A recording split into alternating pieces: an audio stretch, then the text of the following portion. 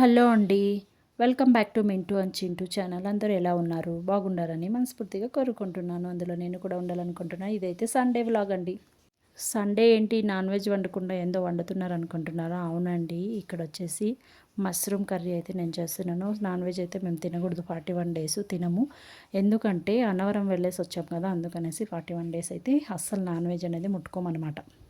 ఎవరెవరైతే నేను పెట్టిన షార్ట్స్ వీడియోస్ అయితే చూడలేదు, ప్లీజ్ చూసేయండి. అన్నవరం ట్రిప్ గురించి అయితే పెట్టాను. డే 1, డే 2, డే 3 అనేసి వరుసగా పెడుతూనే వస్తున్నాను. ఇంకా ఉన్నాయి వీడియోస్ చాలా ఉన్నాయి, ఎడిట్ చేయడానికి అస్సలు టైమే కుదరటం లేదు. సో లాంగ్ వీడియో కూడా చేస్తాను, అంటే నెక్స్ట్ వీక్ ఈ వీక్లోను చూద్దాం, అది కూడా పెట్టేస్తాను. చూడండి, ఇక్కడైతే మష్రూమ్ కర్రీ అయితే ప్రిపేర్ చేస్తున్నాను. ఇది కూడా నా ఓన్ మష్రూమ్ కర్రీ కాదండి. అంటే నేను ఓన్గా నేర్చుకున్నది కాదు, ఏదో యూట్యూబ్లో చూసి చేశాను.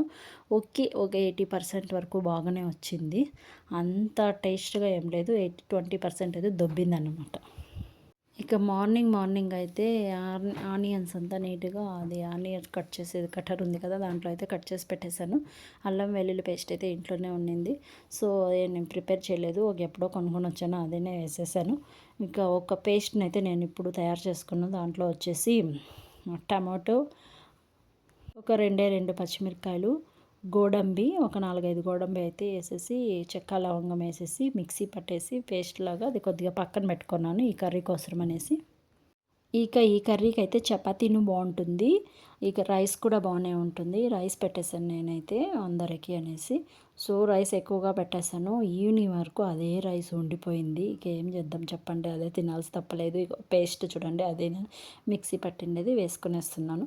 అది కొద్దిగా ఉడకనిచ్చిన తర్వాత అయితే మనము మష్రూమ్ అయితే మష్రూమ్ ముందుగానే నేను కొద్దిగా ఆయిల్లో ఫ్రై చేసి అలా పెట్టాను. నాకు ఆయిల్లో ఫ్రై చేస్తే ఎలా వచ్చిందంటే వాటర్గా వచ్చేసింది, అది వాటరీగా అయిపోయిందనమాట మష్రూమ్. మీలో ఎంతమందికి మష్రూమ్ కర్రీ ఇష్టమో ప్లీజ్ కామెంట్ చేయండి.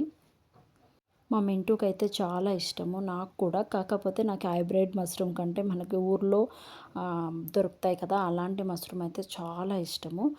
కానీ ఇప్పుడు ఎక్కువ దొరకడం లేదు.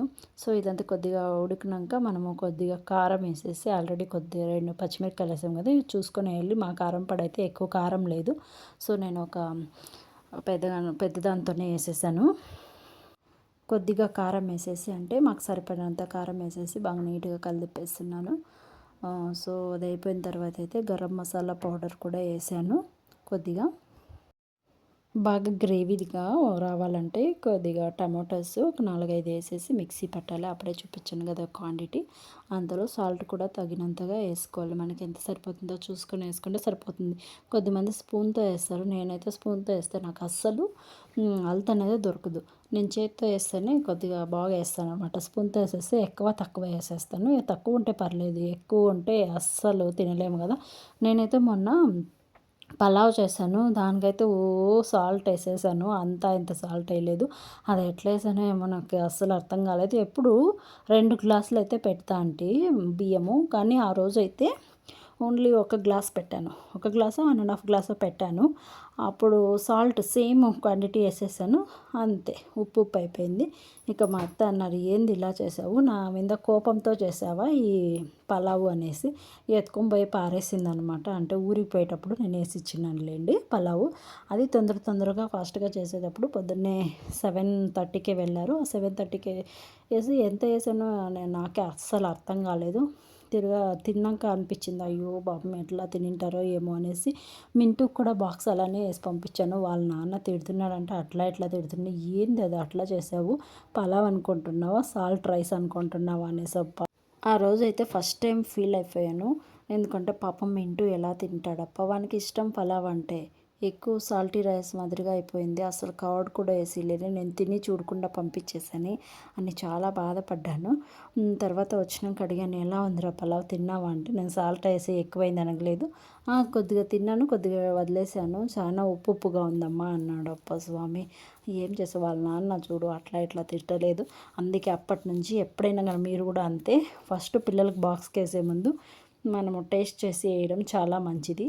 ఎందుకంటే ఇలా జరుగుతూ ఉంటుంది, పాపం వాళ్ళు తినలేరు కదా, అలా సాల్టీ రైస్ ఉంటే. మనం ఇంట్లో ఉంటే ఏందో ఒకటి అడ్జస్ట్ చేస్తాం, వాళ్ళకైతే అడ్జస్ట్ చేయడానికి అస్సలు అవ్వదు కదా. అందుకనేసి ఒకసారి టేస్ట్ చేసి చూసి మళ్ళీ బాక్స్కి వేయడం చాలా మంచిది. నేను ఎప్పుడు అలానే చేసేది, ఎందుకో అలా చేసేసాను. బస్ స్వామి అదంతా బాగానే లేదు.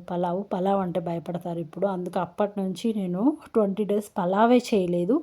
ఇక మండే అయితే చేసాం. మండే సూపర్గా వచ్చింది. కొద్దిగా కారం అన్నారు, కాకపోతే కానీ సూపర్గా ఉందన్నమాట. మన వీడియోస్ని ఎవరైనా సబ్స్క్రైబ్ చేసుకోకుండా చూస్తుంటే ప్లీజ్ సబ్స్క్రైబ్ చేసుకొని చూడండి, ఒక లైక్ ఇచ్చి చూడండి.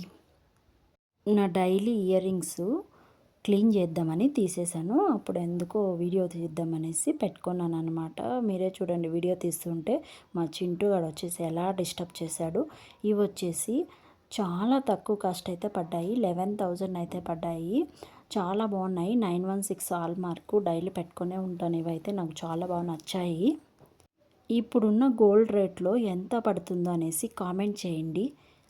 11,000కి అప్పుడైతే దొరికింది. ఇప్పుడు ఎంతకి మనకి తీసుకోవచ్చు అనేసి ఎవరికైనా తెలిసింటే ఐడియా ఉంటే కామెంట్ చేయండి కామెంట్ బాక్స్లో.